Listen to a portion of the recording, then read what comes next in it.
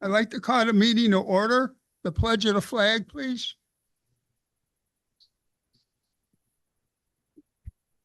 I pledge allegiance to the flag of the United States of America and the republic for which it stands, one nation, under God, indivisible, with liberty and justice for all.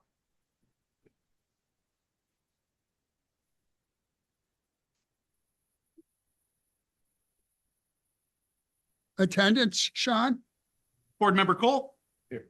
Board Member Dean? Here. Board Member Kimball? Here. Chairman Sirianni? Here. Board Member Weiss? Hello, Renee and Dan and everyone else here. Hello. Hi, Rick. Hello, Renee. How are you? Good, and you? All right.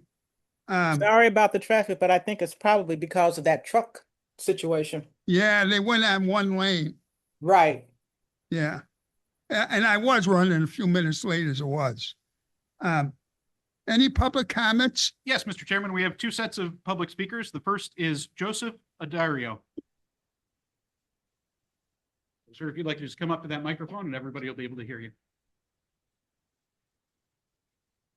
Hello, thank you for seeing me. My name's Joseph Daddario. My father and I share a building on 8th Street. He passed away the end of January.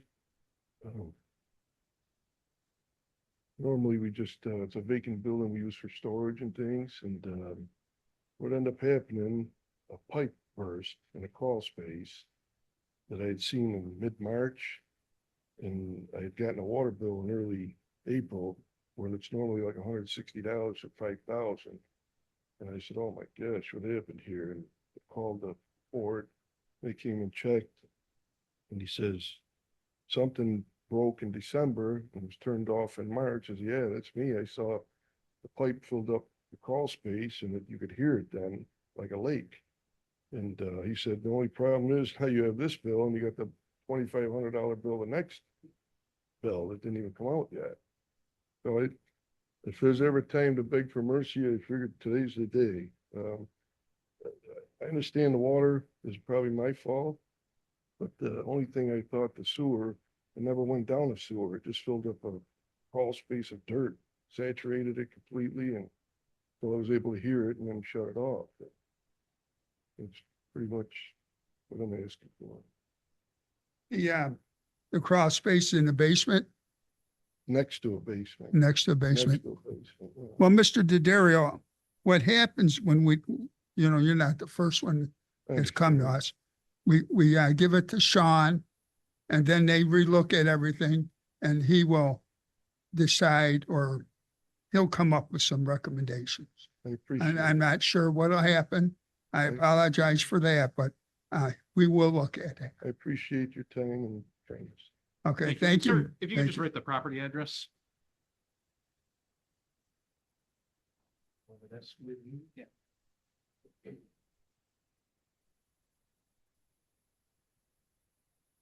Okay, thank you. Hey, Joe, I know this doesn't help you with your current predicament, but just so you know, it's out there. They sell relatively inexpensive sensors that you may want to put in the crawl space moving forward. Like the chairman said, you're not first or last. That's unfortunately this problem. I know that doesn't help you at the moment, but you may want to look into those. They probably sell them to people. They're pretty expensive. They alert you when there's water down there. Yeah, what we normally turn the water off in winter, Yeah. and I didn't even think about it. It's kind of my fault, because I remember they would have gone shut it off. I hope the office is able to help you somewhat. Thank you. You're welcome. The next speakers are Enrico Frosolone and Elena Ayers.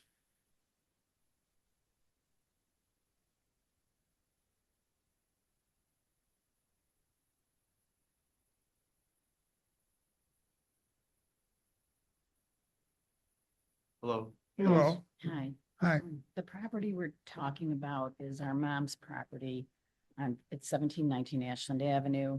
It was her parents' house.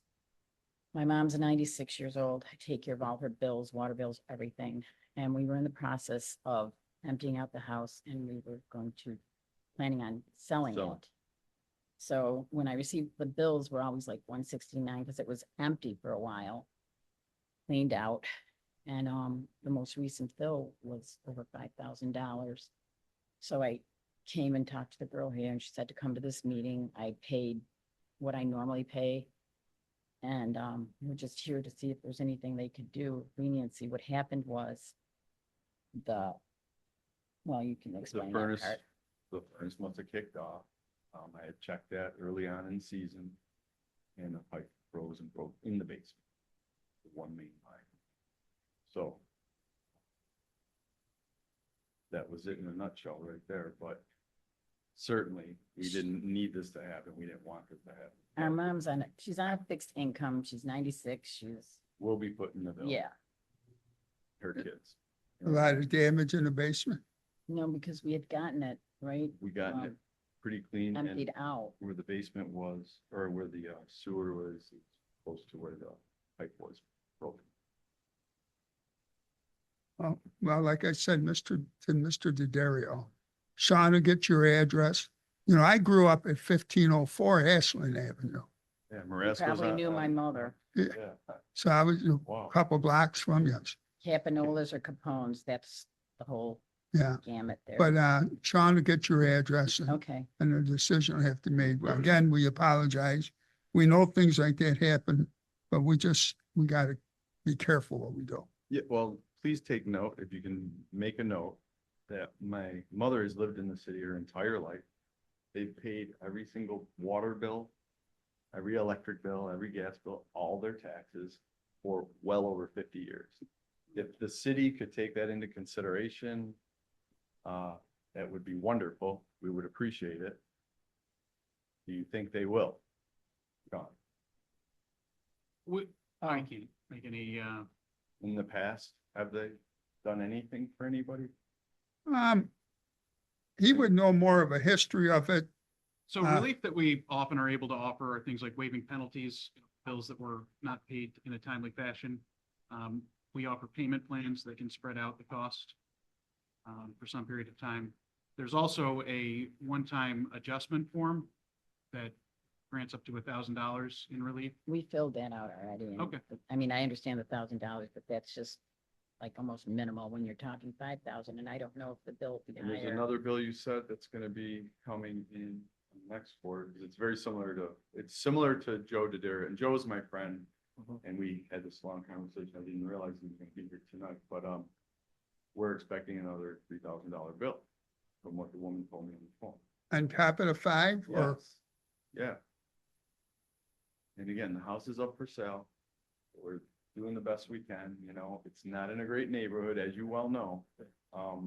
It's a tough neighborhood, but it used to be a beautiful neighborhood. It was beautiful. I grew up in there, but if there's anything that can be done, we would really appreciate it. Well, who makes the decision? Like, do you Our discuss current it? laws don't, our current, restrictions don't give us a whole lot of discretion, which is, I don't know, put words in Sean's mouth, but the options that he gave are not great. We understand that. We're not thrilled about it either, most of us, but, we don't have as much discretion on that as you would think we do. I think we all very much sympathize with the situation.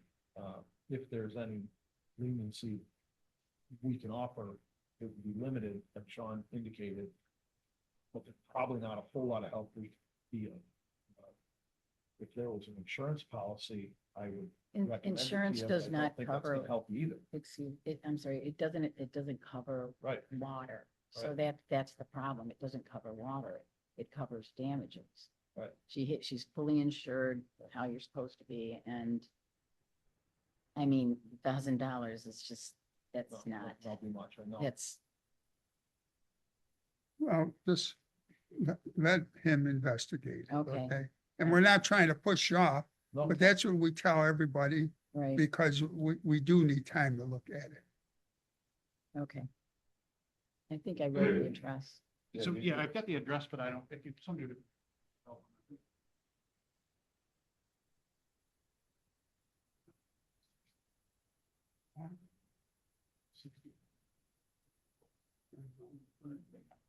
Thank you.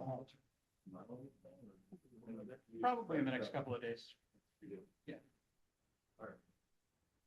Okay, best of luck, guys.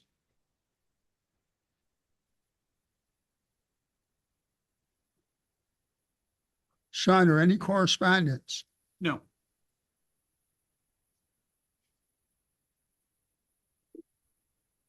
Prior meeting minutes. Has everyone had an opportunity to read the minutes? And if so, are there any questions or is there a motion to accept the minutes of the last meeting? Motion to accept the minutes. Is there a second? I'll second it. Second. Well, Matt seconded it. Sure. Any discussion or questions on it? Roll call, Sean. Board Member Cole, Yes. Board Member Dean, Yes. Board Member Kimball, Yes. Board Member Weiss, Yes. Chairman Siriani. Yes, Motion passes. thank you. Executive Director, General Counsel, Sean Costello. Mr. Chairman, I just have a couple of things I'd like to highlight that are from resolutions. I suppose first I will invite Jay Myers and Jason Foote, both our engineers with CPL, up to just briefly describe the Beach Avenue Tank Project. There's a resolution in the packet tonight. The final resolution in the packet is to award one of three bids that are associated with that project. What I sure hope is the largest of the three bids for the tank rehabilitation work. So, Mr. Foote or Mr. Myers, if you could just describe the overall project, the goals, and then be available to answer any questions from the board, I'd appreciate it. Sure. Thank you, Sean. So the project involves rehab of the existing beach ave tank.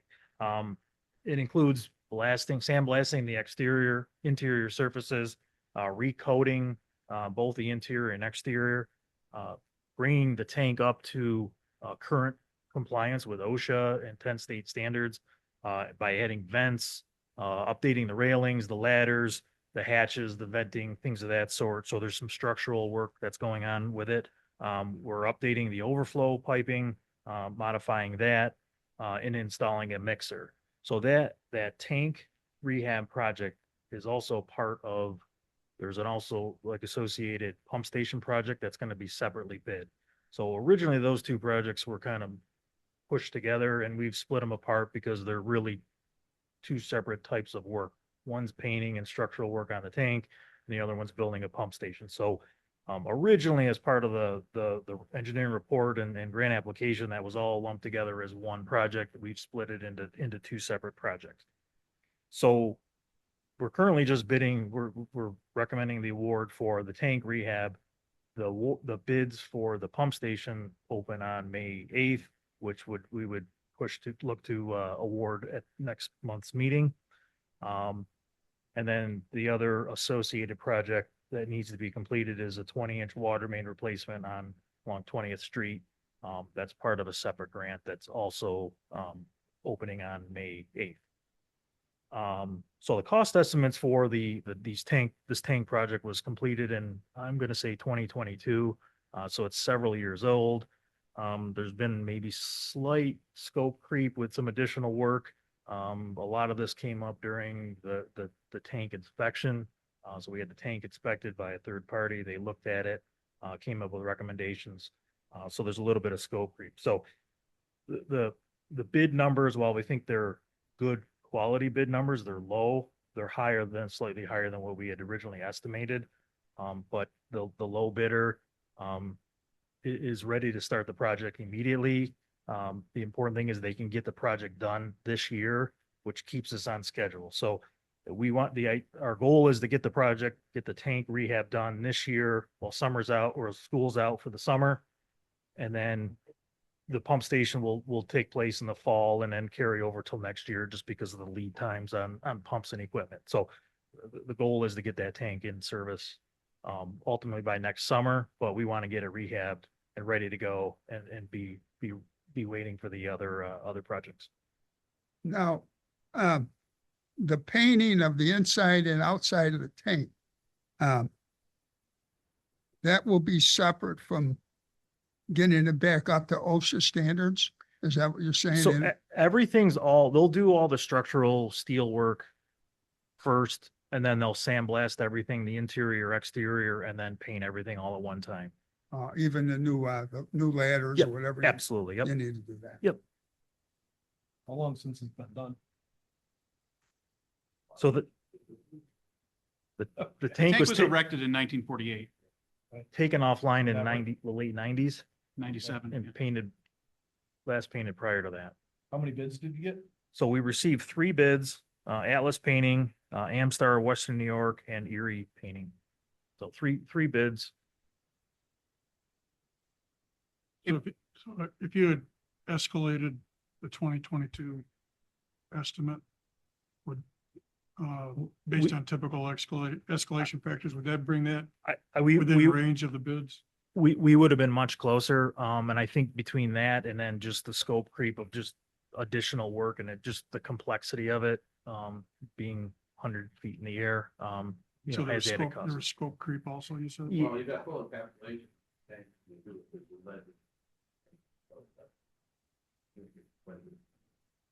So it'll be fully tented on the exterior and everything will take place inside the tent. But nonetheless, because the tank is on the grounds of Calpas Elementary School, we want the painting, sandblasting at least, to happen during the summer when school is out. Yeah. And would you just briefly explain the alternates? Sure. So we had 3 alternates in the bid. The first one was a credit, if you will, for only power washing the lower portion of the tank, the legs and the lower portion. So that was a credit for that. The second was installing the overflow piping on the outside of the tank as opposed to the inside. And then the third was using a fluoropolymer exterior coating. It's just a higher gloss coating. It'll last several years longer. So, there was a credit, the low bidder, there was a credit of $245,000 for not sandblasting the lower portion of the tank. And since the right thing to do, my recommendation would be to sandblast it, start fresh, put all new coatings on. That way we make sure we have good adherence for the paint. The second alternate for the exterior piping, basically if the tank, you do fill the tank too far, it overflows, goes into these little weir boxes and internal piping takes the water down to the bottom, to the ground level. It was actually more expensive to put it on the outside. I thought for sure it would be less expensive, but to us, it doesn't really matter. So I would not take that alternate number 2. Just doesn't make sense to spend $50,000 more on that. Alternate 3, which was for the better exterior coating, the fluoropolymer paint. The low bidder had an ad of $104,750. It's much better paint. It looks very glossy. It's shiny. It'll look a lot. It won't chalk as soon. So you'll still get 20 years out of it, but it'll look a lot nicer and it won't be chalking and fading. So, that's a, you know, so we would be recommending, alternate number 2 and then the base bid. So we're hoping to deliver by sandblasting the legs, by using the fluoropolymer paint, which the paint contractor mentioned to me costs over $300 a gallon. We're hoping to deliver a project that stays looking essentially like new for a long time. It'll delay the need for further maintenance and it'll just keep the tank being a more attractive feature of the neighborhood. Do we, I think we had a discussion on this. Do we lease the top off for antennas? At this time, so as recently as 5 or 7 years ago, we had 3 different carriers leasing space on top of the tank. Now there's just one, AT&T, and we're already working directly with AT&T to temporarily relocate those facilities to facilitate painting the tank. And they're the only ones that lease right now. They're the only current firm leasing. Is there a long-term contract with them? Yes, I think it renews in 5-year terms. Oh, okay. So they don't seem to be rushing to get out of it. They're constantly, all of the carriers that are on our tanks, you know, always want to renegotiate a lower lease than they currently pay. But it's realistic to expect that they're going to continue in their current contracts. Yeah, they're all moving to National Grid and putting little antennas on the telephone poles. Yes, but there's still value in height. Yeah. The carriers, if they were being candid, would say that, you know, the higher they are, the better off they are. So we actually have a meeting on Wednesday with AT&T to review, you know, specifics on the temporary, the relocation of their antennas. Those are really big numbers. I'm not blaming you guys for that. It just is what it is. I mean, you got a low end number of $4.5 million. or anybody that can't see this, which is everybody but us, and a high-end number of just over $7 million.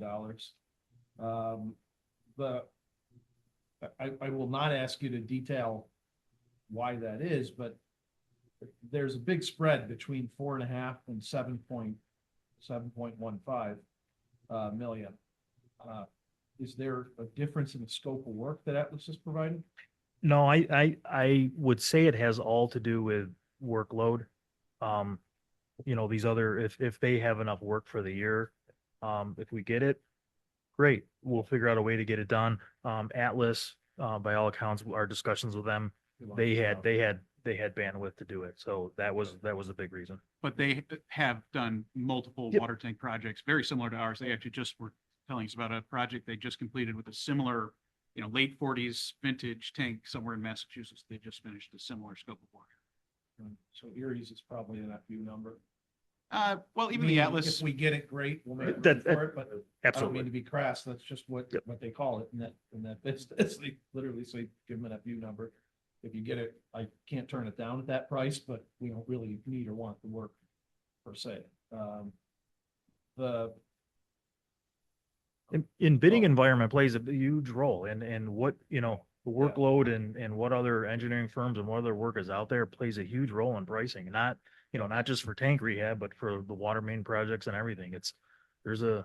You gotta kind of wait and, we continually coordinate with Labella and making sure that we're not flooding the market with similar projects that we don't have enough contractors to get the work done. So we gotta be sensitive to that. Yeah. All things are done in spring, fall, summer. Okay. How long is the scope of their work? Do we have any sense of it? I mean, it always takes longer than they tell you, but just construction in general. But The completion date is for sandblasting is September 1st. And then recoating would be afterwards. The final coating would be like Halloween time. So our goal is to have this thing done by winter time. So they would do the structure. Some of that they'll do the structural and then prime it as they're kind of putting it up, but the final coating would be likely September. do you have any, I mean, I'm not crazy about any of these numbers, but 4.5 million, but I feel a little more comfortable 4.5 million when I see the high end number was 7.2. Do you guys plural have any sense that, let's say that we held off on this, and I'm not saying we're going to, let's say hypothetically, we held off for whatever, a short period of time and tried asking companies on planet Earth to rebid. Do you have any idea or opinion that we would get a larger number of bids or more estimate, more favorable? Probably not looking at opportunity. Yeah. Yeah, I'm not saying we will, but just hypothetically, let's say we said too much money, let's do it next year. You think we get more bids? I try to shy away against rebidding if it's something that we can make work. You could lose You people can't that- change enough in the scope to really offset the cost. Now that numbers are out there, Yeah. I think costs only go up. I've done it a few times rebidding projects, not painting projects, but it almost never works out. Because the numbers go up. Everybody they see the bids from before Yeah, it's and true it just too. goes up. So Yeah, it's very true. You said our estimate is almost 4 years old. Right? it was done in 2022 with the Oh. when the report was written for the grant application. So if it's escalated, I mean, you gotta, it's reasonably close. It would, yeah, and then like I said before, yes, it would be a lot closer when you figure the escalation along with just some of the additional work. It's a little bit above and beyond, a little bit, Okay. some of the rehab and the structural OSHA stuff was a little bit above and beyond what we probably expected. And again, it's And it was before the inspection. Yep. Okay. in Any recommendations to make sure that we have a cost estimate that is based on current dollars before we bid? So with it doesn't help with this project, but moving forward with EFC funded projects, they like to see a contingency of like 30% in there, which kind of takes into account the escalation in costs and, any of the scope creep. This at the time, was not built with a 30% contingency. In this this project, this tank project is really, there's 7 other projects in there. So the water board received a grant, there's a $5 million grant and a $10 million loan with EFC. So it's a $15 million, if you will, overall project. And the tank project is just one of the pieces. So, this was, this piece is going to go over, but it's possible that some of the other water main projects could go under, but my point was that we're trending to go over if I just go with the estimates that, we're in the report before for the projects that we have not bid. So there are 4 projects that we have not bid yet. One of which is going to be May 8th. And then the other 3 water main projects, another engineering firm's doing those. Those I believe are maybe later this fall. I think they're scheduled to be constructed next year. So we'll have a better idea overall budget, for this $15 million project, where we are once all the jobs are bid.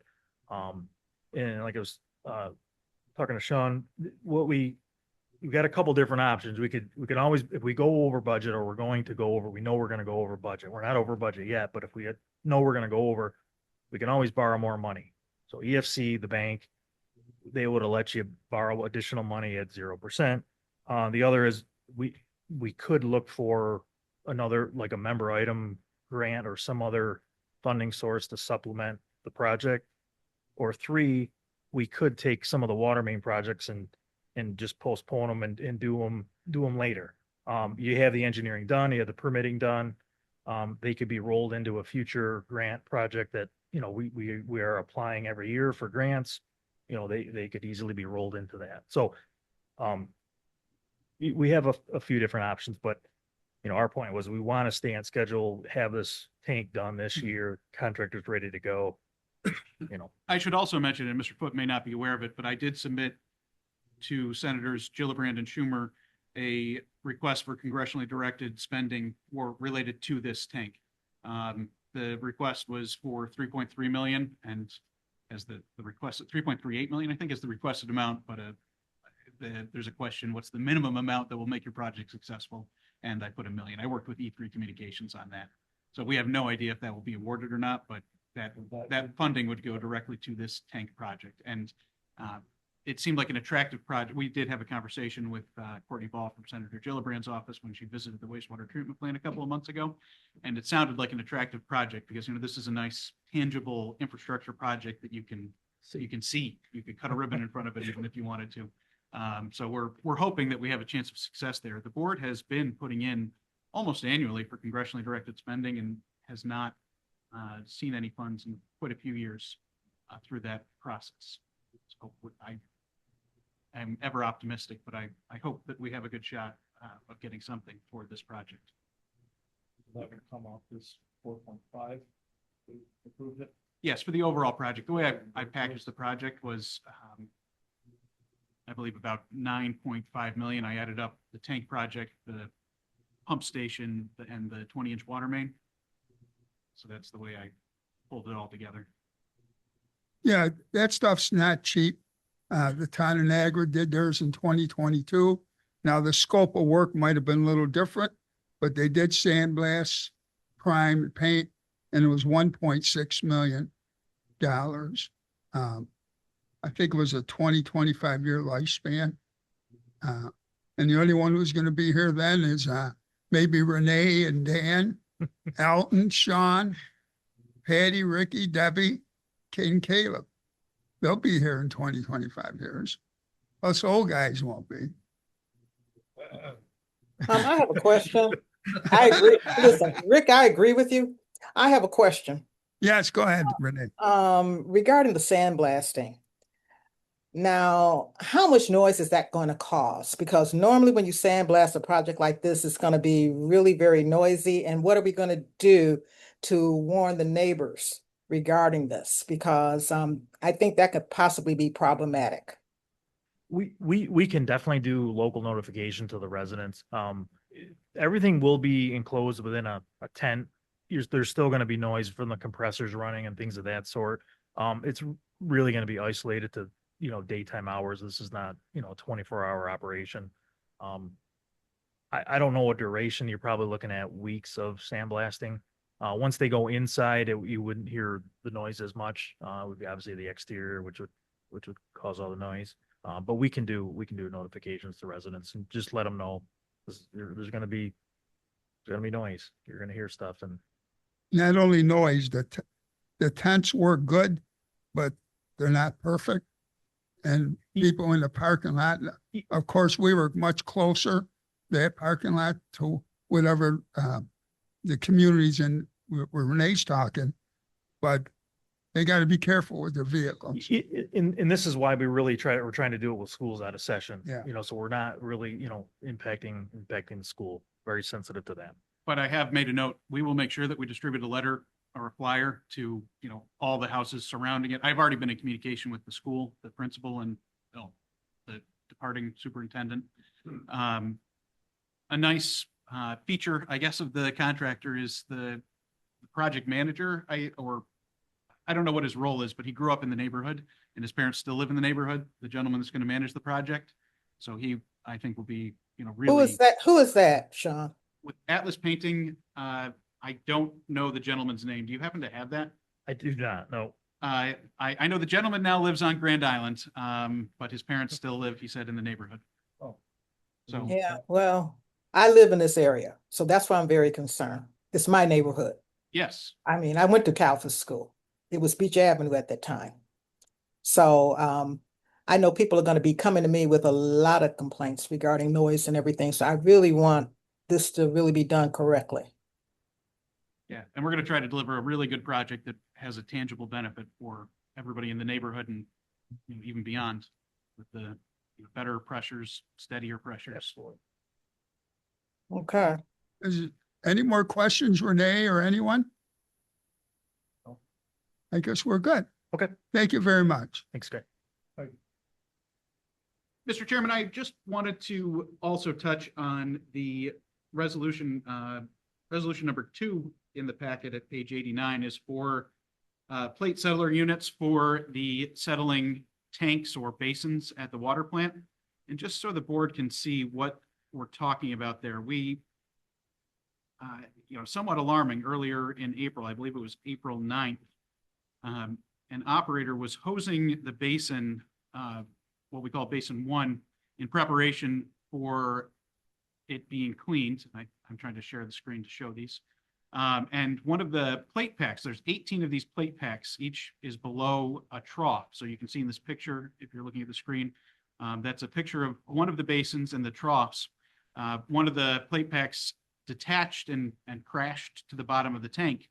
That's a extreme concern because the plate packs and troughs together weigh about 1,700 pounds, but the plate packs are probably heavier than that because they're designed to accumulate debris and they're heavy because they're wet. So in response to that, we contacted the manufacturer and you can see a picture of the technical representative doing an inspection. And we discovered after examining all of the hardware and the plate packs, there's the underside of these plate packs. They're quite large. This tank is well over 20 feet deep. There's a picture of it from inside the tank on the ground. We discovered that the hardware on some of these plates was likely improper at the time of installation or manufacture. So the plans, the specifications call for a high grade of stainless steel hardware. And there's an example of the hardware that was installed. These plate packs were installed before 1997, sometime between 1994 and 1997. And the ones where the proper hardware was used, they're in pristine condition. As you can see, that's just one taken out and cleaned up. I don't have it here in front of me because we reinstalled it, but we've discovered now 3 troughs. The one that initiated this review on April 9th, another one that was discovered as having detached in the 4th settling tank.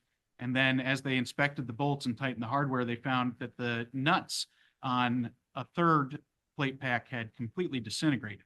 So they were likely used zinc instead of stainless steel nuts. We were able to reattach that with new stainless steel hardware, so we don't need to replace that plate pack. But these are, expensive. They're custom manufactured for us by the manufacturer, Ecodyne. So there's a resolution for over $60,000 to procure 2 new plate packs. I just wanted to bring that to the board's attention long term and not in the 1 to 3 year time frame, but perhaps a little bit longer time frame, we likely will have a capital project to replace all of the settling plates and the sludge collection equipment that's in the basin. So it's called a track vac. We have a lot of trouble with those, but it's all equipment original to the plant. And it's an example of how, investment in this plant, even though it's, comparatively new compared to the wastewater plant, it's been in service since 1997, and we're having, we're discovering that there are maintenance issues and just replenishment and repair issues that need to be addressed. Now, Sean, since you're on the subject, but no one is going to go in the catch basin until the proper bolts are in place. Are we correct? Correct. So we've replaced the hardware on the basin 4. We have 2 basins that we have not yet inspected. So it's within the realm of possibility that we have another resolution before the board for more plate packs in the future. But as of right now, we have not inspected 2 of the basins. Okay, and once they are replaced, a PM, whatever the manufacturer, which I believe you indicated a year. Ecodyne, yes. So there's the O&M manual. I read the original operations and maintenance manual for these, and it just sort of has a generalized year inspect in 1 year. Speaking with the manufacturer's representative, or field technician, he suggested that all the hardware be checked in 1 year. I think what we're going to do here is in 6 months, we're going to go through and check the hardware. And if it's all good, then we'll, push that out, 6 months and then go on a yearly schedule after that. But we'll make sure a preventative maintenance work order is automatically generated by Lucity, which is our work order management system. So that doesn't happen in the future. Yeah, because we really dodged the bullet here. Anywhere from 1, 2 to 5 people. The millwrights are down there on and off. And we were very fortunate that the 3 pieces that broke, there was filled with water. So we really dodged the bullet here, and well, thank God for that. And but does anyone have any questions you may ask? Just one. You already kind of partially answered it, that you got a maintenance plan and you have a system that spits out when scheduled maintenance is due. Is that pretty much exhaustive with regards to all of the, the parts and systems associated with wastewater and water? The answer is a qualified yes. So there are a lot of updates that need to be made, particularly at wastewater, because we've replaced equipment since the last major update of the PMs. And when they, Lucity was fully, I think the board's had it since roughly 2014, maybe earlier than that. It really got online at the wastewater plant in the 2017-18 era. A lot of the PMs were created by an engineering firm that was subcontracted to help develop all of the necessary PMs. The way they did it was technically fine, but they have made so many PMs that it sort of became overwhelming. So instead of just having a PM for maintaining one area or one room, each individual item, had its 5 PMs.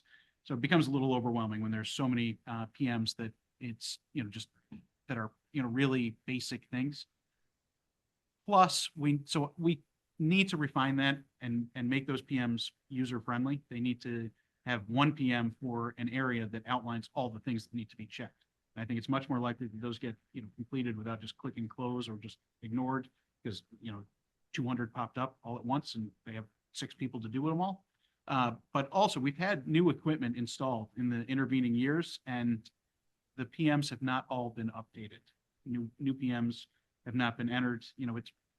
It's laborious in a way. You've got to go through the manuals and enter all the PMs. Paul Droff, who's the board has as its license grade 4 license holder, is going to make that a project that he works on in the coming months in updating the wastewater plant ones. The water ones, we've been, pretty exhaustive in going through ones related to the chlorine system as part of our risk management plan that we're required to have under the Clean Air Act. But other PMs are largely correct and up to date. When we do bring in new equipment, we do need Has to. anybody inspected the bolts within, has that been a PM We're not aware. prior? We're not aware of anybody ever. Because we probably could have inspecting found this. them if we had, Absolutely. okay. Yep. It's just something that Okay, nobody knew to do, but now we do. well, lesson learned, right? Yes. Any more questions for Sean? Okay, Sean. That's all I had. Thank you, Mr. Chairman. Okay, thank you. Finance, Deborah Ziolkowski. Good evening, Deborah. So for a few things, we have the shut off program rolling out May 1st. So it should be smoother because there was communication between the meter shop as well as finance as to what the expectations are, how we're going to go about communicating who has made payments and who should be shut off. But that would be done daily, checking to see who is submitting payments the night before and letting the meter shop know. And then for the financial statements, I did finish those for up through March. You had those in your packet. I will also say that last year is not finalized, so the numbers are still very fluid at this point. I just wanted to see if the year over year would be something similar. And there are some accounts that do need accrual still. So those are probably any variances that you do see between year over year. It's related to the fact that the accruals for the previous year have not been completed. And we are still working towards the close for 2025. And the bank reconciliations are done, as I believe I mentioned at the last board meeting. We just need to complete January, February, and March of 2026. So I am transitioning that over to my accountant to work on the bank reconciliations. But the expectation is that we should be caught up, maybe trying to make that a focus once we get somebody hired, which that's another thing that we're working on. We did hold interviews last week, and I'm still trying to see if there's any other applicants that are promising that will come through. There are 2 solid choices, so I just have to sit with Caleb and go back through those. It's been a struggle to decide which one that I might go with. But then, in addition, I'm not sure if Jonathan or Elton would speak of it, but I did work on the secure grant. I got that in last week. That's for up to $50,000 for IT. So I worked with Jonathan on that. We got that done. And then we are set with the Tyler online payment portal to roll that out May 1st with a soft launch. And then we will be including inserts into the billing starting June. It's too late to get them in for May, so it's going to be really soft, like launch and basically updating the Niagara Falls Water Board's website and getting people transition. If when they go over to make their payment, they'll see that there is something new and exciting. So we're going to be working on that. And I do have a few slides to share. I didn't want to do it live because I was borrowing somebody's account, so I had to redact some of the information. But I apologize. I should have made these into more. The board does have them in their packets. Okay. Okay. So then this is what people would see when they log on to the portal. They'll see that they are able to make different payments, either with the e-check or with anything but American Express, because that was just going to be a little bit the difference with reconciliation. And then it also explains to people what they're going to be seeing, like on their credit card statement. If they pay, they'll see 2 different merchants listed. And then when you go ahead, you can log in. Here you can add your account. So you basically just go in, select to add your account. You can put your name and your account number in, and then it allows you to create an account. So if you scroll down a bit. So there I have an account and a test Tyler payment. So you have to have your account number and then the name on your bill. So in order to set that up, then when you go in, you can do pay now, which is a quick pay now. You know what your bill is. You can just, it's quick pay. And then there's like pay bills, the pay bills function, which is, I believe, what we have. But on the side, you can see the account details, the transactions, the contact preferences. They can update all this information, the payment methods. They can add either their checking account information. They could add their credit card information. So they'll be able to quickly, again, do that pay now function where they just go on and quickly add their payment method. And then they can add or remove accounts, which some individuals have a few different accounts. And this feature is really helpful because in some cases, they only want to pay for the one specific property, but then they've been accidentally making payments, like 2 payments for one property. So this will make it easier for the customer. And then here with the paid out, just with the pay bills, this is what they'll be seeing. They'll see their address, they'll see account information, their current balance, if they have credits on it or what they owe. Then they go down a little bit. Here is where they can add or remove. They can make a payment, and over here, they can select which property they want to make a payment towards. So maybe they have a tenant in one property and they're an owner and living in the other property, they can go ahead and make a payment towards the one. And if the tenant doesn't make their payment, they can also go ahead and have the opportunity to make a payment here. And then auto pay, this is where they're setting up, they can enroll into auto pay. And one thing that's nice with auto pay is that they're able to get emails every month reminding them that they have a payment that's due, and then they'll know that it's ready and available for them, so they can just go ahead and click to make their payment.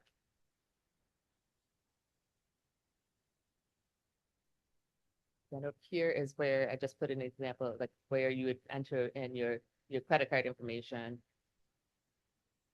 It's pretty standard for which account, and your email so you can send your receipt.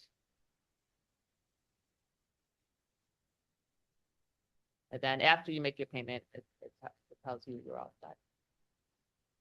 And when you set it up. And so you can also postpone the auto pay, like if for whatever reason you don't want to, maybe somebody's living in the property, you can postpone it, let them know that you'll be paying like sometime in the future. You can update.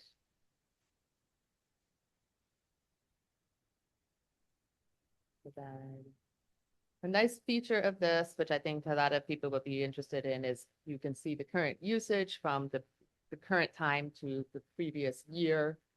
And then it goes ahead. Can you scroll down just a little bit? Okay, so here they can see their payments, any of the penalties that they have, basically all their transaction activities. And this is an example of the bill that they would be seeing online.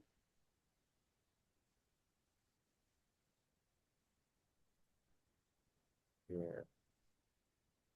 This is information that basically of their payment history, the balance. For e-billing, again, very similar. This lets you know like when your bill is going to be due. It sends you emails, reminders of any activity on the account. That we had that credit card and the e-payment, the e-check from here. Is it for the slides? All right.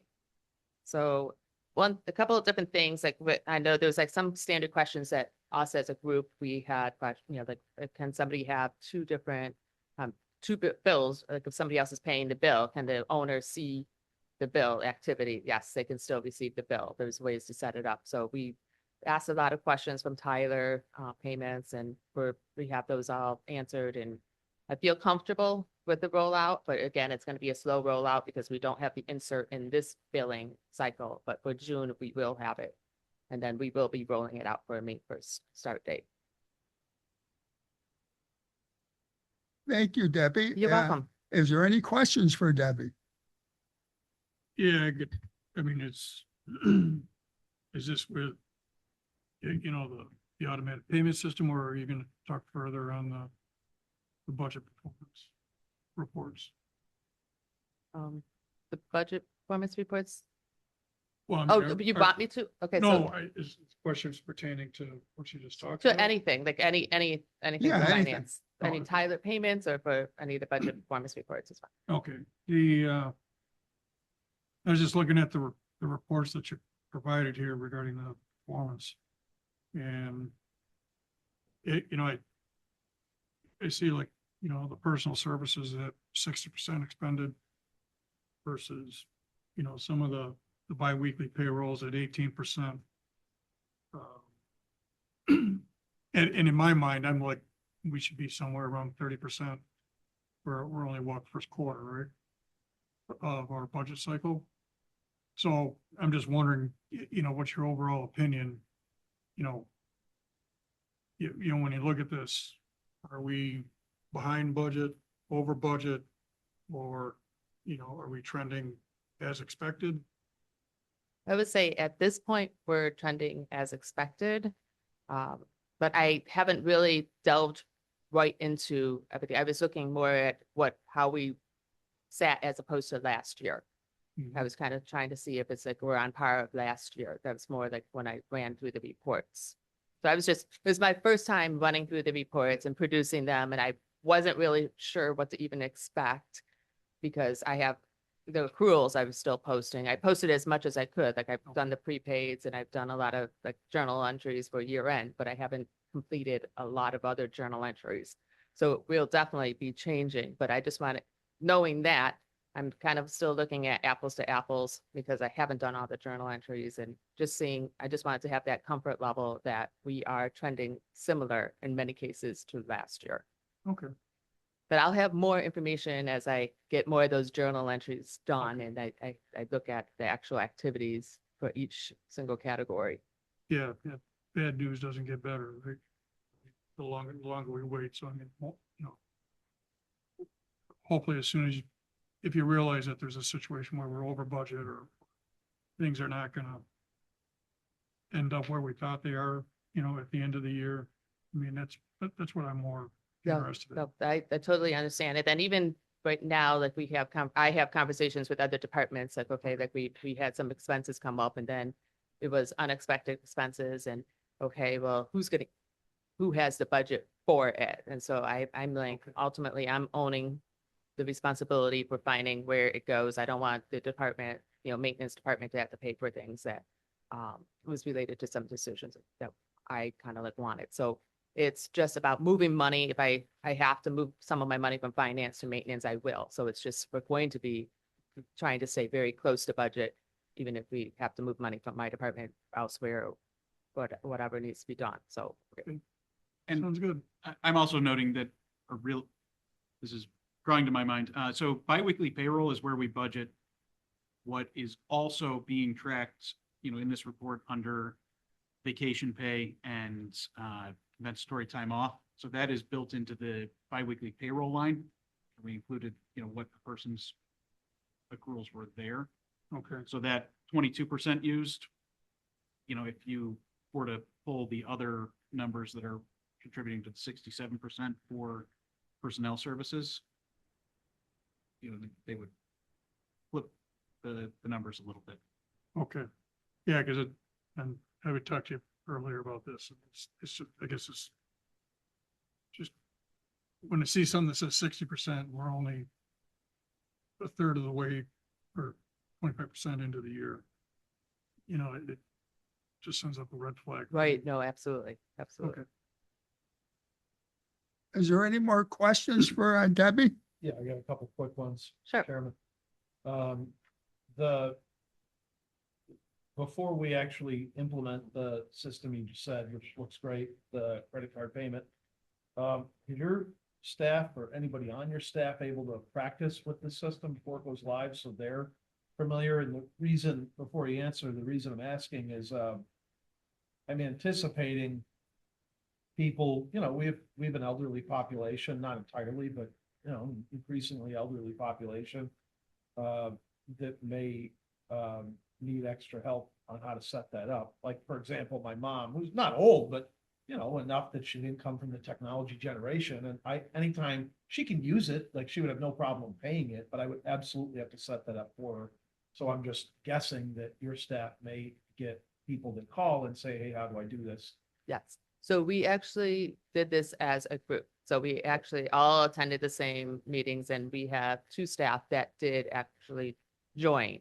They are on it. They haven't been using it, but we could see their transaction detail and everything. And we have another account that was set up and we did do a test transaction. So it's just, I think everybody's on the same page. I think everybody is well aware of like what needs to happen, like where to guide people, because we sat in the meetings and even like myself, when I did the test Tyler one, it was just actually easier than I expected. It's just knowing like that you have to have your account number, and then in that case, you have to include the -001 or whatever is at the end. You Yeah. have to include that. And then you have to have the exact name on the bill to facilitate going on and creating that account. Yeah, all the things that would trip somebody up, so that's It's- good. yes. That sounds like you're on top So of you- that. You really need to have your bill in front of you. Yeah. You really need to have that in front of you. And then this is not directly for you, it's just where it came up, this is just a second request reminder that when we do get to, this is for all admin management, that it would relate to. When we do get to the shut-offs, at just a second reminder, as I said last month, I would like to see the meter shop hours, we haven't done it in previous years, but it's always made sense to have them extended to match when I'll explain what I mean by this, but what I'm envisioning. And there's a different way to implement it, fine, but I don't see one. Previously, the meter shop, I think they close at 3. But City Hall, where people pay their bill, is open till 4. Through no fault of the water boards, it's just what it is. Mhm. Well, if you pay for people that were shut off, if you go down and pay your bill at $3.59, not that you should, but you can. And, and we also are a low income community where, like, I grew up, in a single income household. My mom was a single mom. And by that, I mean, she was always struggling to, she's juggling stuff. What do I pay? What do I not pay? So we had shut offs from time to time, more than once. So for people that apply to, my concern is not, I mean, overtime probably would happen, but that is not my goal or focus necessarily. My concern is for the people that get shut off when the program rolls out, which is absolutely fine. If you don't pay your bill and continue to not pay your bill, you should get shut off. But a lot of those people will run down and pay it right away. Well, they have to wait usually till the next day, but God forbid if it's on a Friday, they're waiting over the whole weekend. So my request and suggestion would be that we extend the meter shop hours, however you choose to do that, a couple different ways to do it, till 4 o'clock. So an extra hour, and only during the shut-off program. And if somebody does pay at 3, keep in mind that these people also pay a $75 fee to be turned back on. So I don't want to cost us any more money, but if we do incur over the whole program a few $1,000s in overtime, keep in mind those guys are straight time. It's a small group in there, but they're I said straight time. They're 35 hours a week. So most likely, if we did incur some overtime expense, it would be in straight time. I'm saying that to note that my suggestion, if implemented, or my request, if implemented, would likely amount to some overtime. Number one, that overtime would be accounted for, would be paid for, more than paid for with the $75 fee. And also keep in mind, if you're, whether you have 7 incomes in the household or just the one, if you get shut off and turn back on and you pay a fee to be turned back on, imagine being told, oh, you paid a fee for us to turn you back on, and we're not going to do it until Monday. Well, that, I have a little bit of problem with that. So, this is just a reminder, again, to everybody, not you, it's just when the shut off program came up is under your sort of segment. If we as a team could look into extending those hours to 4 o'clock, and if unfortunately somebody makes their payment at the last minute, we would have to have people stay to turn them back on. I know that's an additional expense, but like I say, I outlined the way I do to show that we are charging that customer more than it would cost us to do so. And I think we owe it to our customers to do that without going to the end of the earth. But I don't think that's too much to ask when somebody's paying a fee to be turned back on, that they get turned back on the same day. Sorry for the long explanation. No, but I no, wanted that's to clear fine. On why I'm asking Yeah. and what I'm asking for. And one I thing have that we're I have a looking question regarding that. Sean, would we have to negotiate that with the union? That Uh, change? I mean, I think that they would voluntarily work overtime. We make it very clear in door hangers, and City Hall knows to instruct people that when they make their payment, the expectation that we set, no matter what time you pay, is that we're not going to turn the water back on until the next business day. However, we, whenever possible, and in reality, generally do turn the water back on the same day. You know, there might be a couple or a few occasions where somebody does pay between 3 and 4, and, you know, they're not going to get turned on until the next day. Yeah, this isn't the majority of customers, but it does happen throughout the program. Yeah, and I don't know how many times it happens. I don't think we would have a union issue with extending the time or potentially shifting the hours that the meter shop works. I'll have to look at the contract to make sure, but I believe as administrative unit employees, we might be able to just change their work hours if we, I'd have to look into that. Yeah, I mean, I'm not against overtime if it's not that often, but I would think, I mean, I haven't read the whole contract in this particular issue, that you could probably put the junior man on 8 to 4 or Right. 2 men on 8 to 4. I just don't know how often this happens, you know, or you would start off with the senior man and you canvas down to the junior man and then you force the junior man.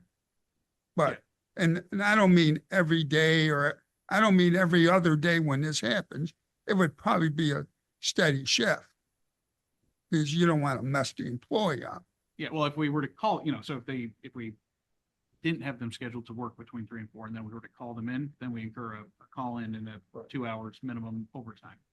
So we wouldn't want to do that. No. No. Well, just make sure that we can do it in such a way that it won't cost us a whole lot of money in terms of with overtime costs and everything, and that it is in alignment with the contract as well. So I have no problem with the idea. I think it is a good idea because I know that I know I wouldn't want my water shut off or anything like that. But just dot the i's and cross the t's. Will do. I agree with you, Renee, too. Yeah, I agree as well. And one thing that will also help, I think, is that like if somebody calls and they were like trying to get the payment in with this online payment portal, though, you Yeah. should be able to hop on and pay by either e-check or by a credit card and have that ease of access. It could be anybody's credit card. So even if they have a friend's credit card, they can, you know, easily use that. And Yeah. there's also this, Tyler Payments does also include a telephone, interactive voice IVR. Interactive IV, yeah. Anyway, you'll be able to pay by phone as well. People will be able to pay by phone. Now, they charge an extra 50 cents on top of their normal fee for the privilege, but it is now an option. And I think that that will be extremely helpful to people that, you know, who are trying to pay at the last minute. You know, now it's not necessary to physically go to City Hall. You can take care of it online. Mhm. And because it's integrated with New World, we'll be able to see the payments much faster. Yeah, I agree with that, Sean. I think that will definitely help the new system, which is a good thing. Okay, is there any more questions for? And one last thing I Oh, had was okay, I'm that sorry. we're again trying to get the audit done. So hopefully by the June board meeting, we'll have something. for you Okay, guys at that. So, and I will just note that the next board meeting is only 3 weeks from today. So that's why May is very tight to try to make something happen. Okay, is there any more questions for Debbie? Yeah, you talked about that you are working on the journal entries. Yes. How long do you think that it's going to take for you to get all those completed? You know, that's a very good question. So what I've been having to do is, you know, I've gotten halfway through them. So I printed out 2023 as kind of a guide for myself, and I've been just going through and working on each segment. So it's like maybe I can get a couple of journal entries done in a week, but then, you know, I was working on Tyler payments and I was working on a grant. So it's just like, I can cruise through them if I was not working on other things, but the work papers that are needed to be created, you know, I have to do a whole year's worth in some cases because those were not done either. So it's just like things that probably should have been done during the year were not done. So I'm having to recreate a whole year's work in order to do some of the accruals. Okay, so how long do you think that's going to take you? I'm just trying to get kind of a feel because I know that you were handed a big mess. Yes, yeah. So it's So, it could be another like 3 weeks. I mean, it's just another 3-4 weeks Okay, But that's just my best guess because this is my first time going through and then just seeing some of the work papers. And I'm always hoping that there's something that was already created for this year, but it has not been the case. So I've just been going through, and then even when I go through, because some of the work papers were not created last year, and I was just going through and I could see some of them were incorrect. So then I had to fix those, but obviously I can't touch anything in 2024 because that year's closed. So I have to, make things actually as they should be. So I've had to correct a few things along the way as well. So Okay. my best guess would be like maybe three more weeks. okay. Well, thank you. You're welcome. And I think most of the board understands what you walked into was not all your fault. And so, just, Well, none of it was our fault.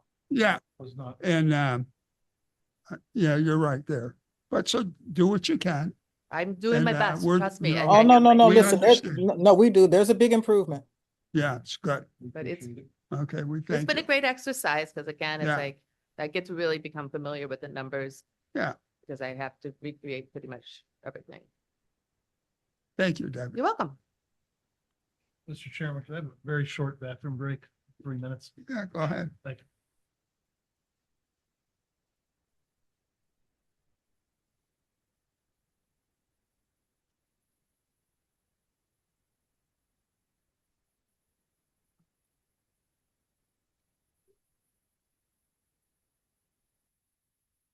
You gotta wait longer now, Caleb.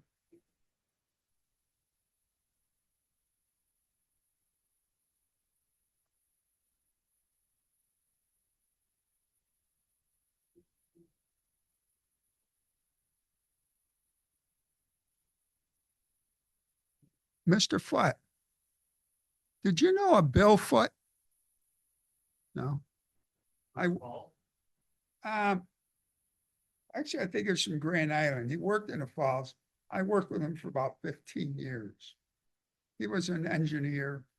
I think he moved out west. Yeah, I have a pretty small family on my father's side, so Okay. no Bennett fan. It's not a very common name. Yeah. How's the school treating you, Dan? Difficult budget times. Well, another month and you'll be summer hours. I wish it was not quite that close. Yeah. How you been feeling, Renee? Pardon? How you been feeling? Oh, I've been good. Good, good.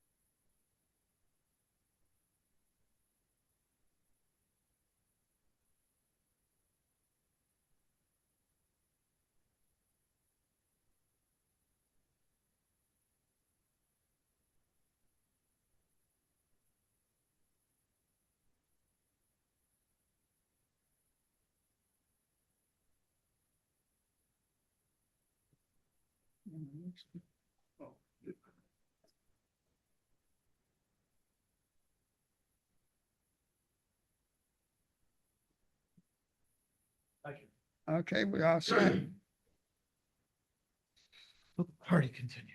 Okay, you ready, Sean? Yes, Mr. Chairman. Administrative Services, Caleb Holman, please. Good evening. Good Thank evening. you.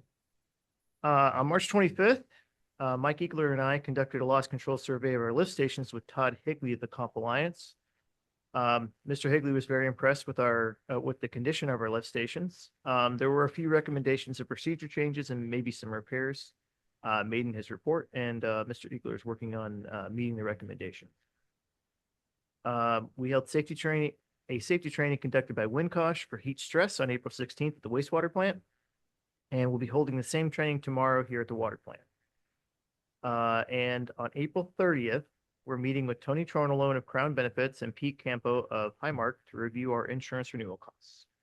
So more to come on that once we've had the meeting. Highmark, that does health insurance? Hmm. Really? I didn't know they did. Oh, this is for health. I'm thinking you meant like insurance for the. Oh, for no, the no, lift yeah. stations. Our health insurance. Sorry. I just had a brain lapse, but I'm with you now. Could have been I'm more back. clear. I apologize. Oh, I got you. No, but we are trying to haggle with our comp carrier because we've had a really good Okay. year we have a 2-year rate, which was much better than the rate we were going to get with our prior carrier, but nonetheless, we're still trying to see if we can get a little break for our July renewal. Yeah, we're always trying to save money. Did they ever send you numbers and stuff prior to this meeting? For the health coverage, Yes, yes, we have received a preliminary. so you guys can go through them and, no, okay. Any concerns that you can talk about? It's a little higher than we would have expected, but hopefully in the meeting, we can come to a better agreement on the rates. Are there any questions for Caleb? Yeah, are you done? Yes, sir. Okay, thank you, Caleb. Thank you. Engineering, Doug Williamson, please. Noon board. Uh-huh. One of the major things we had, and you're aware, the town of Niagara flow monitoring was completed April 7th with TechSmith, and it was a very wet 4-week period. I got yelled at for that. I wanted to tell you that. Sure, I mean, I could provide calculations to anybody, but the numbers are what the numbers are. I They're know. basically, back in spring of last year, they're about a third less than what they currently are. Yeah. So the current flow total was 1.56 MGD for 5 locations, and we're actually not monitoring one location that takes in a lot of inflow. Location A1. So back in spring of 2025, we basically measured 0.535 MGD. Basically, we're going to complete the fall flow monitoring in August, and then we'll average that with the 1.56 MGD. And just to be clear, Doug says fall flow monitoring because there's supposed to be a They- wet weather period and a dry Right. weather period, and the August flow monitoring is supposed to be the dry weather period. Right, they What moved it. previously had been in September, but Right. August is actually a drier month, so it's in August. Right, they didn't like having too wet flow This is monitoring. more periods. wet than it was last year's. Absolutely, yeah. It was My 1.56 basement was once MGD already. We've had a total lot. average for 5 locations. Last year was 0.535 MGD. So now you divide that in 2 and we're kind of way ahead. of last So the year. bill's based on the average of the two. Yes. Other than that, I guess I'll be talking about wastewater projects that we have going on. As you're aware, we're working with Hazen and Sawyer. Tomorrow we have a draft solid technology evaluation memo that we'll be reviewing with them. The goal of the memo is to evaluate solids handling technologies and recommend the alternative is best suited for anticipated flows and loads from the water board. We also have the hydraulic study going on. We had a kickoff meeting in mid-April. Hydraulic model was going to be developed by Hazen Pro, their software from record drawings, field measurements, flow data, survey elevations. And they're planning on making a site visit May 7th and start the flow data collection for 7 months. We have an engineering systems tech starting next week to assist with numerous duties. So hopefully I can get them up to speed on some of the items we've got going on. And finally, we've been completing document collection and disbursements to close out the wastewater treatment plant phase 1 grant with EFC. Are there any questions for Doug? Thank you, Doug. Oh, you got something? One's more for Sean, and you're working on the better method of tracking the capital improvement. Yes, long-term, I hope to upgrade both the capital improvement plan, how it's presented, and also how we report on it. Okay. Yeah, because did you see that in the note? So. Capital improvement. And I know we talked a lot about that, but it's.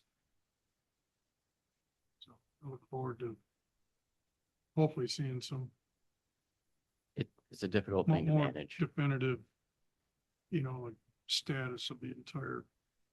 Hopefully that spreadsheet becomes way more easier to understand. It will. That, Okay. the Going to old, take some time, but the old capital improvement plan, that's pretty much obsolete right now. That you want to. Well, I appreciate all the There's work too that much tracking to do. Yeah. So there's only so long you can track that, and then it's difficult, too many of. Well, I know you line put a lot items. of work into it, so I appreciate. I'm trying to build out a software solution that keeps track of these things a lot more efficient There's a lot of moving and parts. provides better reporting options. Awesome. Thank you. Thank you, Doug. Thank you. Information Operational Technology, Elton Selby. Good evening. Good evening. No issues to report on scissor scans. Updates on projects. We're working on deploying new network switches, and this will be scheduled during off hours, so as to not interrupt anything with operations. Also, we have the UPS have been ordered for the wastewater treatment plants, and the panel drawings are being reviewed by the panel design group for Motion AI. Testing is ongoing for the new SCADA platform here at the water treatment plants. This will help us improve cost savings and improve the efficiency for our SCADA systems. We're deploying two-factor authentication for all Niagara Falls Water Board employees. Last on my list is the BSI software is being upgraded to a cloud-based system, and the data is currently being converted. Are there any questions for Elton?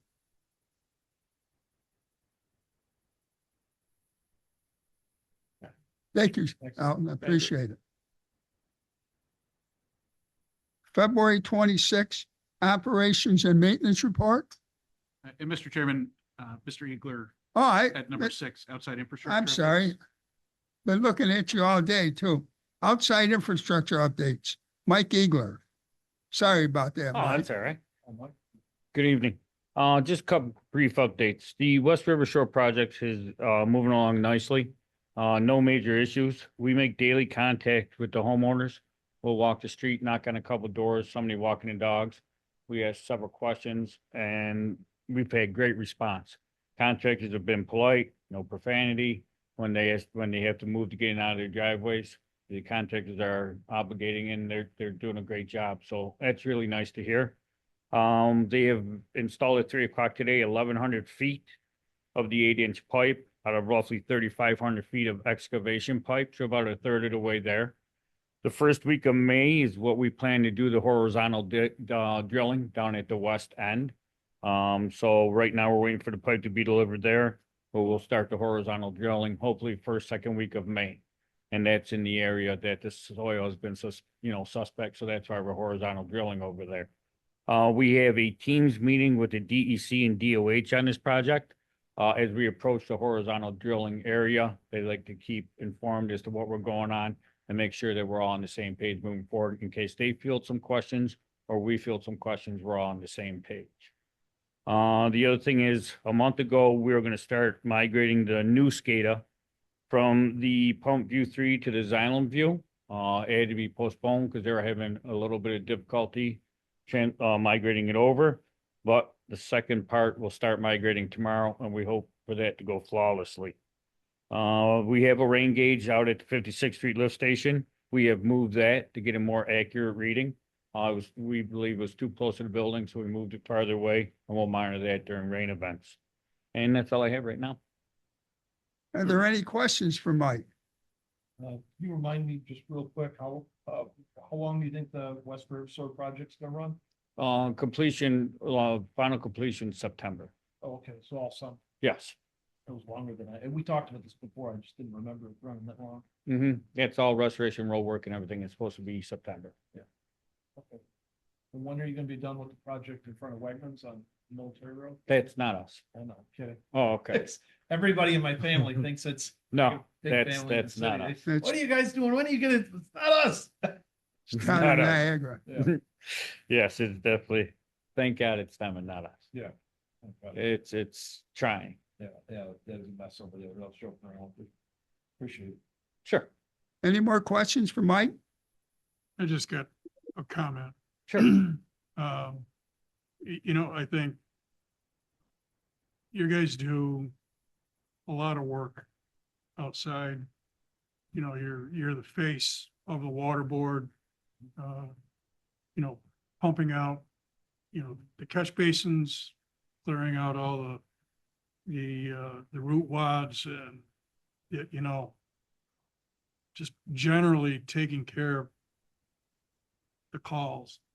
And I want to make sure that, you know, that also includes, you know, your guys' responsiveness as well as the staff that takes the phone calls, and make sure that, things are getting done timely, because I hear nothing but great feedback. I'm aware of some of the calls, but not all of them. But at least when I talk to some of the city councilmen, you know, they're hearing nothing but good things about, you know, the responsiveness and how well you guys are doing your job. Just it's never ending when it rains, right? No, So never. on top of everything else that you're doing. So I think you all should be commended. I mean, from the top down. Sean, everybody inside that takes the phone calls and make sure that you guys are supported well in being able to address those things.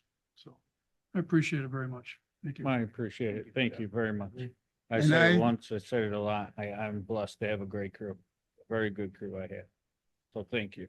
And I agree because there was a few days you were off and I reached out to Sean and I bet you there was 3 different locations, about 15, 20 catch basins, all done the same day the people reached out and we appreciate that. They're all real happy. Thank you. Thank You're you. putting a good face out there for the you know, We for the water appreciate it. board as a whole, despite, you know, the water rates and all. You guys are doing a great job. Everybody is. Thank you. We appreciate it. Thanks. Thank you. Sorry to forget you like that.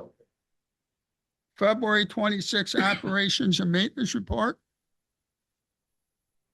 If there are any questions, happy to address them. Otherwise, it's in the packet. Okay. E3 communications activity report. It's another document that's appended to the application, just sort of summarizing the major activities of the Okay. government relations firm.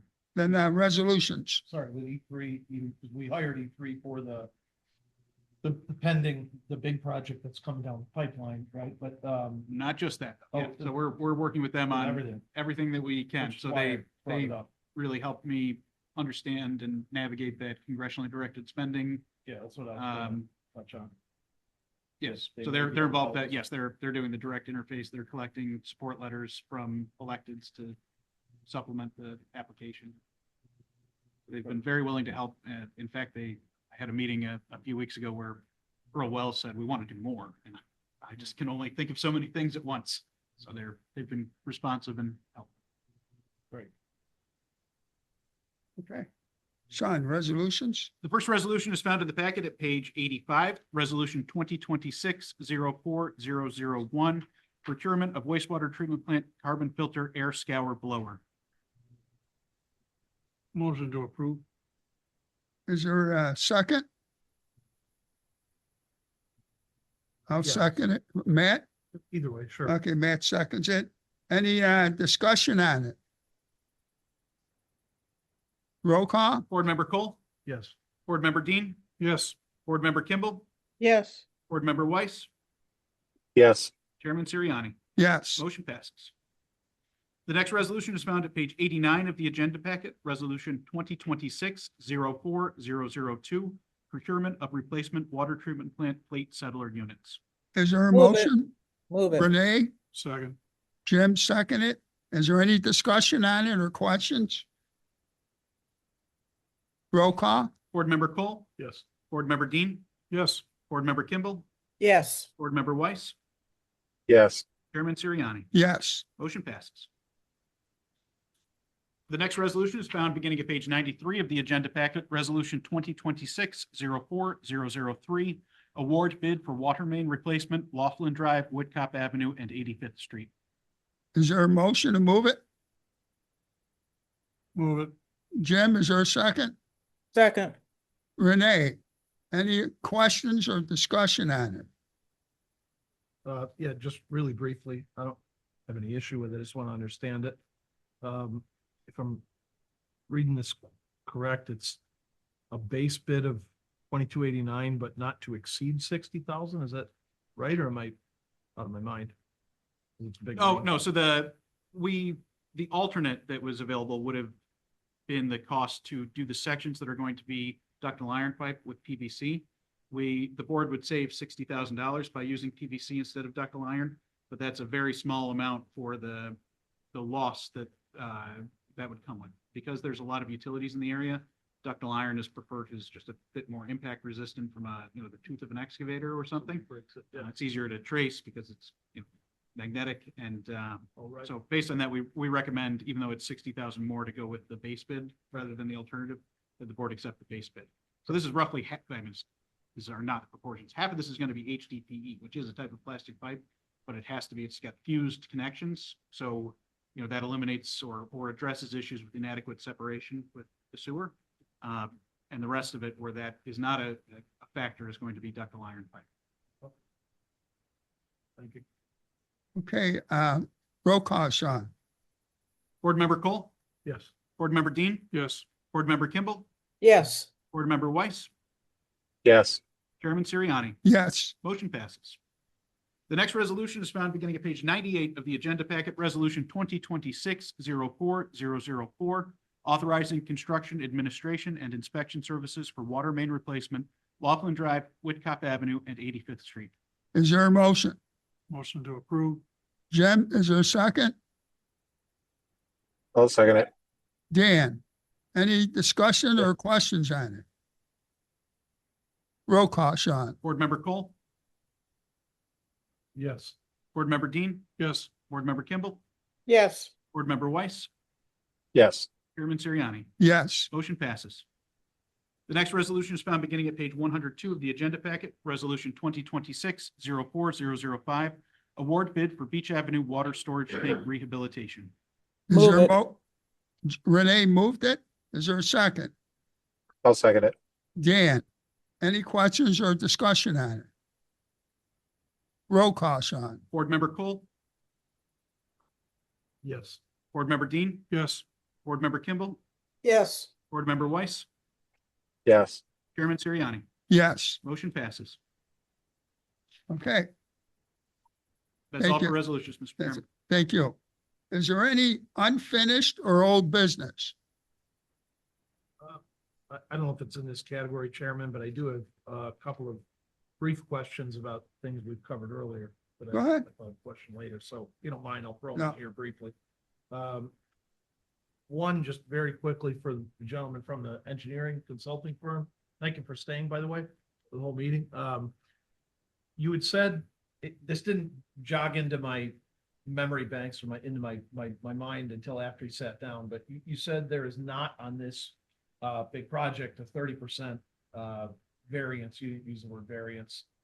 What happens that is the firm that we go with, are they held to that amount? They not to go over, or is there some other type of variance? You said often there's a 30%, you didn't call it a variance, but I think you know what I'm trying to ask. Contingency. So I would say with the bids that you received that you're awarding tonight Yeah. for the contracts, those are set up with unit prices. So there's unit prices and estimated quantities, multiply them times one another to get what their low bid amount is.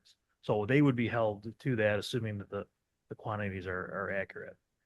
There is a $100,000 allowance for field changes if something's just, a little more expensive. There is some money in the contract. It happens all the time, so I didn't think to ask until after, as I said, after you said, okay, other than that 100,000, they would have to stick to that or come back and ask. They'd have to come back and get approval for a change order. Got it. Thank you. And then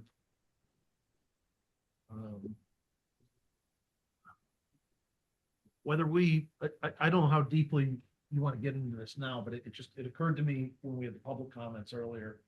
Again, if you want to do this another time or another format, this is really just for the 5, I'm going to say 6 of us to put a pin in. I would love to have a discussion among us at some point to see if there's any more we can do to help people who have, we so frequently have people that have broken pipes, and I'm not saying it's not on them. I get that, largely it is, but I just feel terrible for these people that come in that have these terrible issues that, not somebody that left a hose running or something that's on them. It is on them, but I'm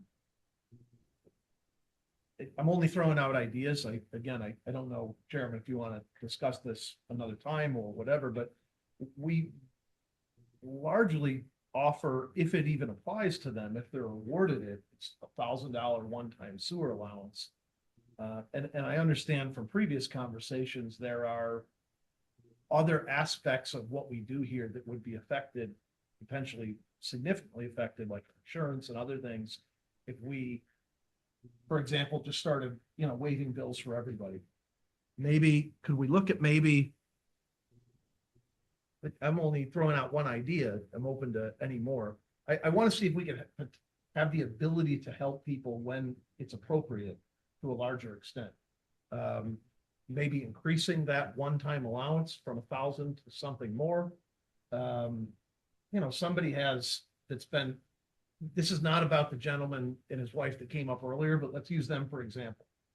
He said, and no reason not to believe him, that was his grandmother's house, his 96-year-old mother's house.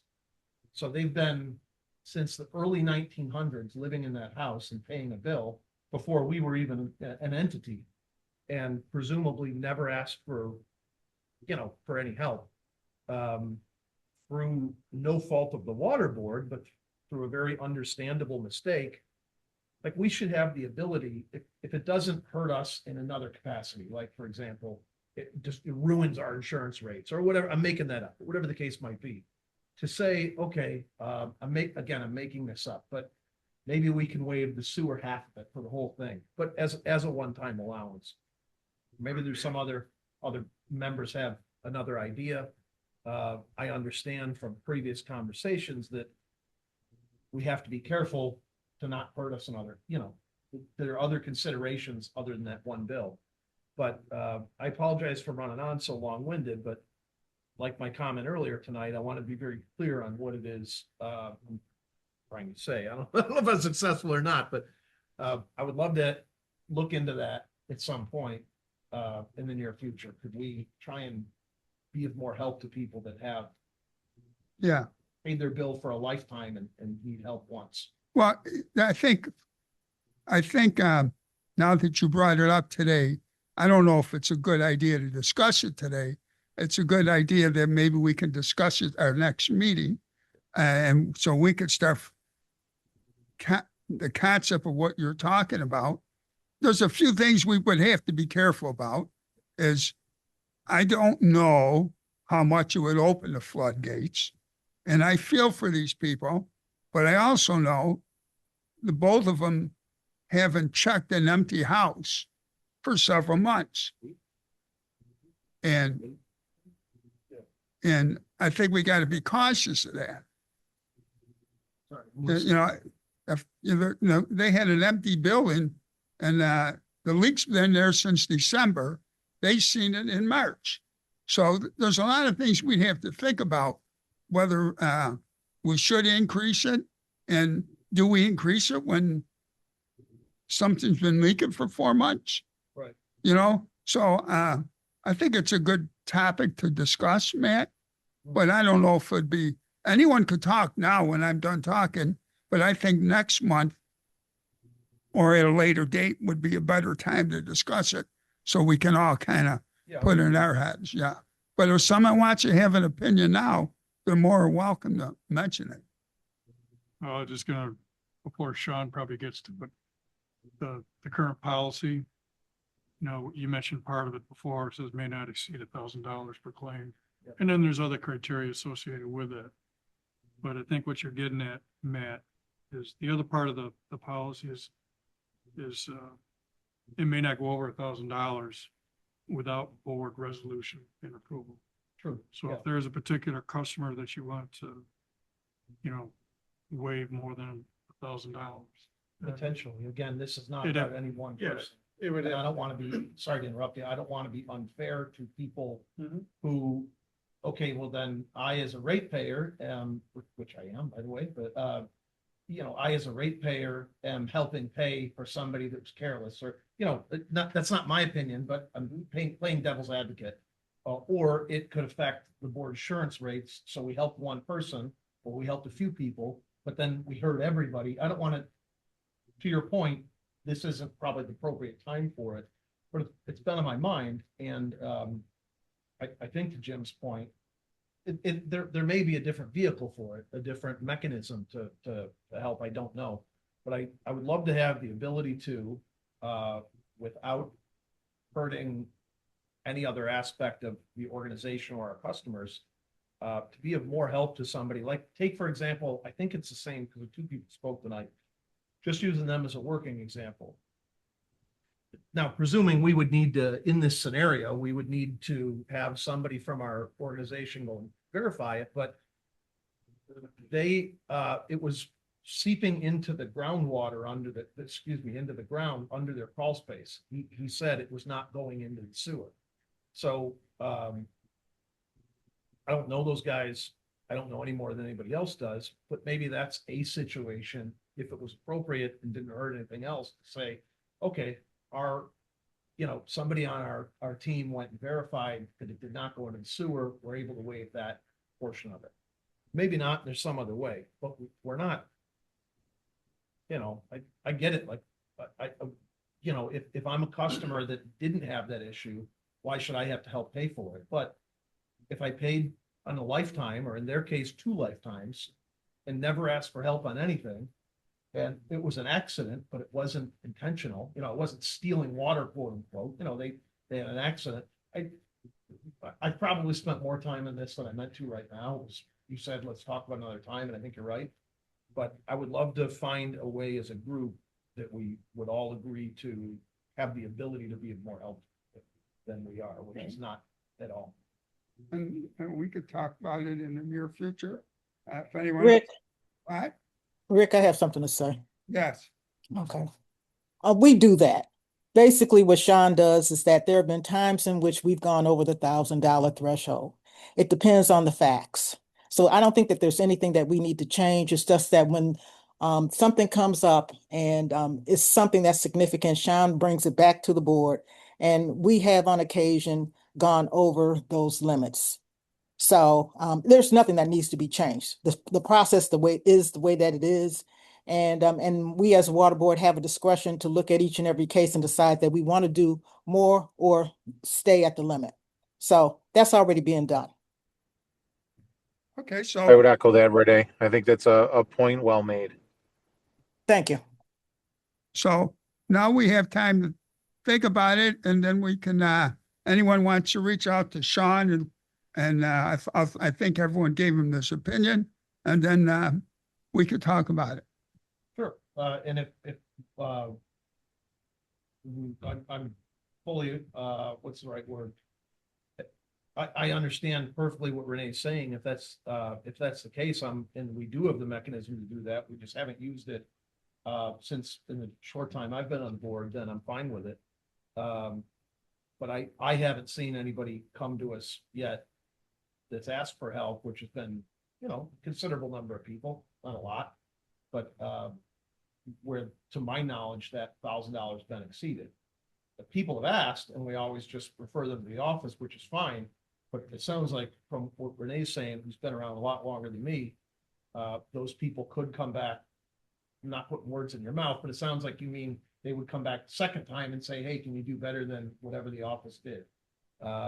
If that's the. No, I'm not saying that. I'm saying that there have been times in which we've looked at it because we only try to give a person one bite at the apple, but there have been a few times in which we decided that what was happening with the particular person definitely wasn't their fault. It was egregious, and we decided to give them more at that particular point in time where we made a decision. Okay. So no, so we're not trying to have people come back for second bites of the apple, but we're trying to make sure that we are very equitable in what we make as a determination. And like I said before, we have done it in the past for several different occasions. And like I said, it's up to the staff to come back and let us know exactly what's happening. And then we make a determination at that particular point in time. And if I could just add, usually what we look for when we review this is we try to see if there's any fault for the water board. Did they call and ask that the water be shut off and we failed to turn it off?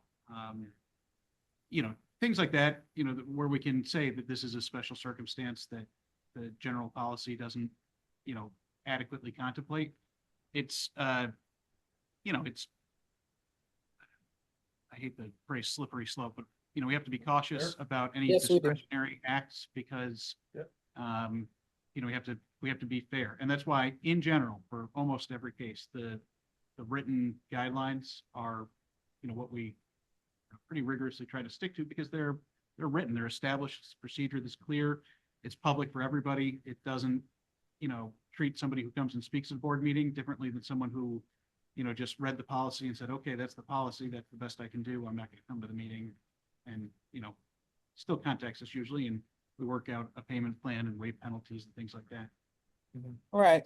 But you know, but like I said, we have that capability, but like I said, I agree with Sean that we try to stick with the policy, but there have been times in which under special circumstances we have not. And I think we're beating a dead horse at this point. Can I move to adjourn? Well, last thing, I agree with you, Renee. Any new business and any additional items for discussion? No, Okay. Adjourn. I move to adjourn. Second. Renee moved to adjourn.